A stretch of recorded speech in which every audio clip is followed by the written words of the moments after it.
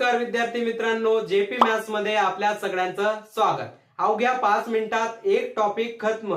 आज बघूया अशा टाइपचे प्रॉब्लेम ज्यामध्ये आपल्याला 4 संख्या दिलेल्या असतात, त्यामध्ये कोणती संख्या मिळवावी किंवा कमी करावी जेणेकरून त्या संख्या प्रमाणात असतील, बरोबर, पारंपरिक प्रमाणात असतील। मग कसं सॉल्व्ह करणार बघूया या व्हिडिओमध्ये। पहिला प्रश्न, तर बघूया पहिला प्रश्न। बघा आपल्याला काय दिलेले 30, 56, 54 आणि 74, बरोबर।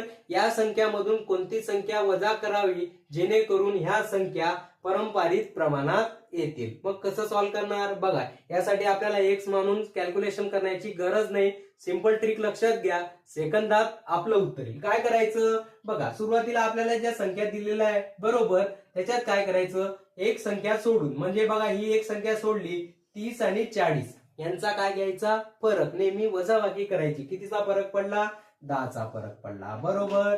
नंतर बघा आता याच्यामध्ये कितीचा फरक पडेल, 56 आणि 76 मध्ये कितीचा फरक पडतोय, तर कोणीही सांगेल 20चा फरक पडतोय, बरोबर। मग आता याला भाग जातोय, रेशो आहे, गुणोत्तर आहे, भाग जाईल, हा 0 गेला 0, काय आलं 1:2, बरोबर। मग मला सांगा आता इथे हे दोन संख्यांमध्ये कितीचा फरक पडला, 1चा। पण बघा आता ही पहिली संख्या आणि दुसरी संख्या याच्यामध्ये कितीचा फरक आहे, तर तो कोणी सांगेल कितीचा फरक आहे, 26चा, बरोबर। नंतर काय करायचं, पुढच्या स्टेपला फरक सारखा करायचा। बघा इथे 26चा फरक आहे ना, इथे पण 26चा करून टाका। इथे 1 आहे म्हणजे याला कितीने गुणावं लागेल, म्हणजे 26 होईल 26 ने, मग याला 26 ने गुणा, बरं किती होईल, 26 गुणिला या 1 गुणिला 26 म्हणजे किती 26, आणि हा 26 गुणिला 2 52, बरोबर। आता बघा आता काय आपली पहिली संख्या 30 आहे, बरोबर। 30 मधून किती वजा करावे म्हणजे 26 येतील, बरोबर। किती येतील, 30 मधून 26 गेले म्हणजे किती येतील, 4 असेल आपलं आन्सर। सिंपल, काही एक्स घेण्याची गरज आहे का, बरोबर। बघा काय केलं आपण, सुरुवातीला काय काढला आपण, 1 सोडून 1चा फरक काढला आणि त्याचा रेशो काढला, बरोबर। इथे फरक कितीचा होता, 1चा। या दोघांमध्ये पहिल्या दोघांमध्ये फरक 26चा होता, तो सारखा केला, फक्त याला 26 ने गुणलं, हा 26 दुने 52 झाला। बघा आता 30 पासून हा किती झाला आहे, 26, कितीची कमतरता झाली, 4ची, म्हणून 4 असेल आपलं उत्तर। बघूया पुढचं एक्झाम्पल, अजून आपली प्रॅक्टिस होईल। बघा पुढचा प्रश्न काय दिला आपला, 4, 8 आणि 11 आणि 29 या संख्यामधून कोणती संख्या वजा करावी जेणेकरून या संख्या पारंपरिक प्रमाणात येतील। मग काय सांगितलं होतं मी, बघा काय करायचं, सुरुवातीला 1 सोडून 1ची काय करायची वजाबाकी, म्हणजे 11 मधून 4 गेले किती उरणार आहे, 7, बरोबर। नंतर बघा 8 आणि 29 यांची काय करायची वजाबाकी, म्हणजे 29 मधून 8 गेले किती उरतील, 21, बरोबर। रेशो आहे, भाग जातोय, देऊन टाका, कितीचा भाग जातोय, 7चा, बरोबर। म्हणजे 7 7 आणि 7 21 हा येईल, बरोबर। पुढची स्टेप काय करायची, व्यवस्थित लक्ष द्या। बघा याच्यामध्ये कितीचा फरक आहे, 2चा।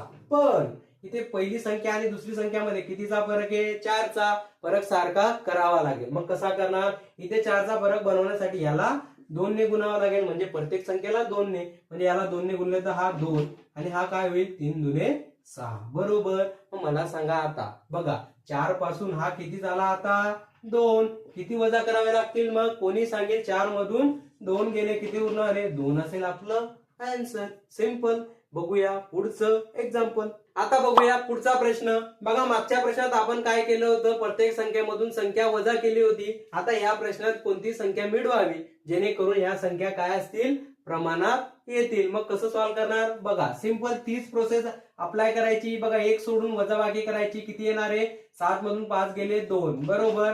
नंतर काय करावं लागेल, या 25 मधून 19 गेले किती उरणार आहे, तर ते उरतील 6, बरोबर। रेशो आहे, भाग घेऊन जा, बघा 2चा भाग जातोय 1:3, बरोबर। पुढची स्टेप काय करावं लागेल, या दोघांचा फरक किती आहे, 2चा, आणि या दोन संख्यांमध्ये फरक कितीचा पडतोय, 14चा। फरक सारखा आहे का, सारखा करावा लागेल। बघा 14 बनवण्यासाठी इथे 7 ने मल्टिप्लाय करावं लागेल, प्रत्येक संख्येला 7 ने मल्टिप्लाय करा म्हणजे 7 येईल, आणि 7 त्रिक 21, बरोबर। मग मला सांगा आता 5 पासून 7 बनवण्यासाठी आता किती संख्या आपल्याला ऍड करावे लागतील, बरोबर। किती संख्या ऍड कराव्या लागतील, तर 2 ही संख्या आपल्याला ऍड करावी लागेल। सिंपल, बघूया पुढचं एक्झाम्पल जेणेकरून आपली अजून प्रॅक्टिस होईल।